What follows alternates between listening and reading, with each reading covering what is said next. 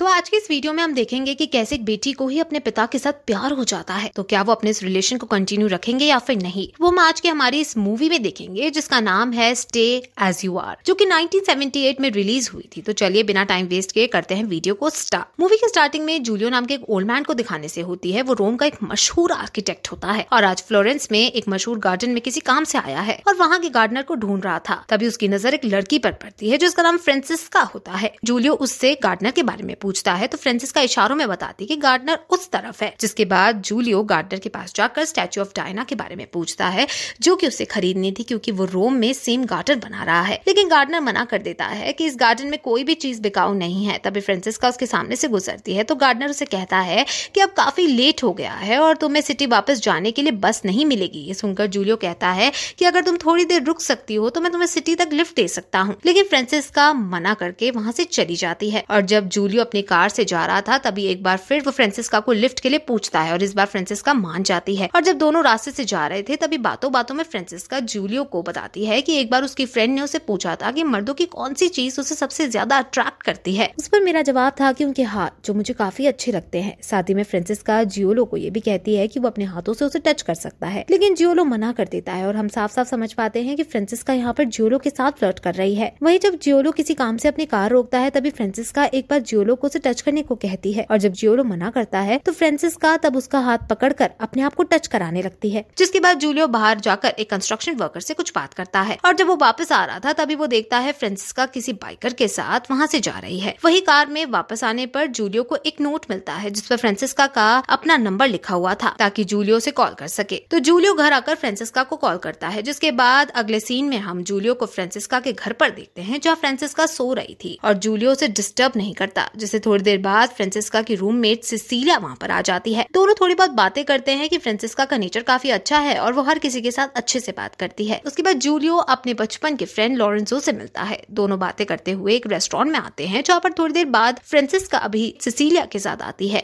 वही Franziska Julio को देखकर उसे हेलो बोलकर वहाँ से चली जाती है। तभी लॉरेंजो पूछता है कि क्या वो उस लड़की को जानता है। इस पर जूलियो कहता है कि हाँ, मैं उससे एक दिन पहले ही मिला हूँ। और फिर आगे लॉरेंजो जूलियो को बताता है कि फ्रांसिस्का दरअसल उसके एक्स गर्लफ्रेंड फ्लोरा की बेटी है जो 5 साल पहले गुजर गई थी। जिसे सुनकर जूलियो को थोड़ा दुख होता है। तभी लॉरेंजो कहता है कि फ्रांसिस्का जरा भी तुम्हारी तरह नहीं दिखती। ये सुनकर जूलियो उसे पूछता है कि तुम ऐसा क्यों कहा कि फ्रांसिस्का मेरी तरह नहीं दिखती। इस पर लॉरेंजो कहता है कि उससे फ्लोरा की फ्रेंड टेरेसा ने बताया था कि फ्रांसिस्का का जन्म फ्लोरा की शादी के 7 महीने बाद हुआ था, इसलिए वो उन लोगों को लगता है कि फ्रांसिस्का फ्लोरा के एक्स बॉयफ्रेंड की बेटी है जो असल में और कोई नहीं बल्कि जूलियो है। अब ये सब सुनने के बाद जूलियो सच का पता लगाने में लग जाता है कि सच में फ्रांसिस्का उसकी बेटी है या फिर नहीं। जिस सिलसिले में वो अब सबसे पहले टेरेसा से पूछता है कि क्या उससे फ्लोरा ने कभी बताया कि फ्रांसिस्का किसकी बेटी है। इस पर टेरेसा कहती है कि मैंने एक बार उसे पूछा था कि फ्रांसिस्का किसकी बेटी है, जूलियो की या फिर किसी और की, लेकिन फ्लोरा ने कोई जवाब नहीं दिया। इसके बाद जूलियो फ्रांसिस्का और सिसिलिया को डिनर पर लेकर जाता है जहाँ पर थोड़ी देर बाद सिसिलिया फ्रांसिस्का के कहने पर वहां से चली जाती है क्योंकि उसे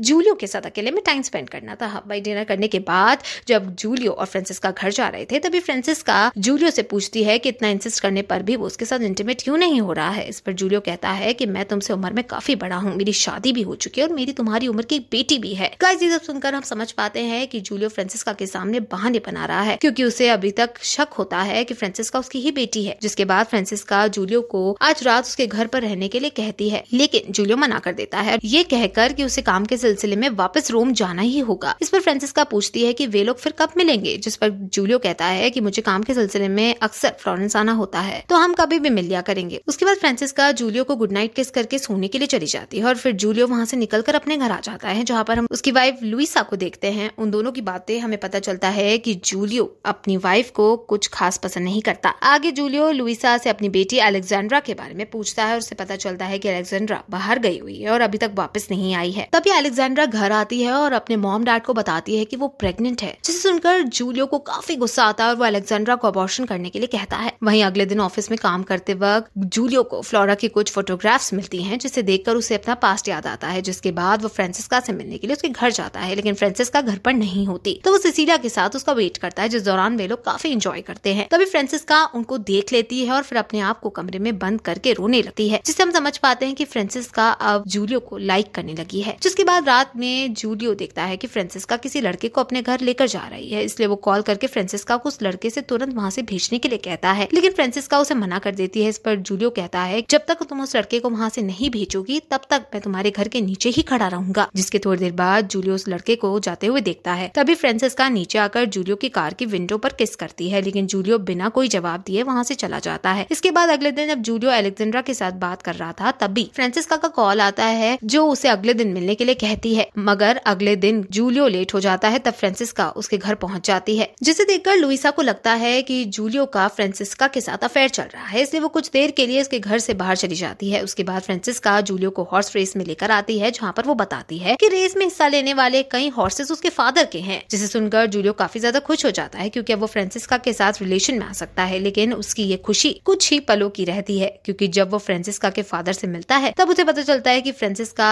उसकी रियल बेटी नहीं है। ये सुनकर जूलियो फिर से उदास हो जाता है, जिसके बाद जूलियो फ्रांसिस्का को एक होटल रूम में लेकर आता है, क्योंकि फ्रांसिस्का के घर में सिसिलिया अपने फ्रेंड्स के साथ पार्टी कर रही थी। वहीं रूम में फ्रांसिस्का जूलियो के नजदीक आने की कोशिश करती है, लेकिन जूलियो उसे अवॉइड करता है और आधी रात को रूम से बाहर चला जाता है। और ये बात फ्रांसिस्का को काफी अजीब लगती है, इसलिए वो अगले दिन जूलियो से पूछती है कि वो उसके पास क्यों नहीं आ रहा है, क्या है जो उसे सता रहा है। इस पर जूलियो से सब कुछ बता देता है कि वो उसकी मॉम फ्लोरा का एक्स बॉयफ्रेंड है और उसके सभी दोस्तों का मानना है कि वो उसकी बेटी है। अब ये सब सुनकर फ्रांसिस्का काफी उदास हो जाती है। तभी जूलियो को एक कॉल आता है, तब वो अटेंड करने के लिए दूसरी तरफ जाता है, पर जब वो वापस आता है तो देखता है फ्रांसिस्का बिना उसे बताए वहाँ से चली गई है। जिसके बाद हम फ्रांसिस्का को देखते हैं कि वो उदास रहने लगी थी। ऐसे ही कुछ दिन बीत जाते हैं और एक दिन फ्रांसिस्का जूलियो से मिलकर कहती है कि जिस फादर ने मुझे बड़ा किया है मैं सिर्फ उन्हीं को अपना फादर मानती हूँ, और अब जूलियो को इस बात को लेकर और ज्यादा परेशान होने की जरूरत नहीं है। जूलियो भी यहाँ पर फ्रांसिस्का की बात से सहमत होता है और उस पर उसे कंफर्म नहीं होता कि फ्रांसिस्का सच में उसकी बेटी है या फिर नहीं। वहीं घर आने पर जूलियो की लुइसा के साथ बहस हो जाती है, क्योंकि लुइसा को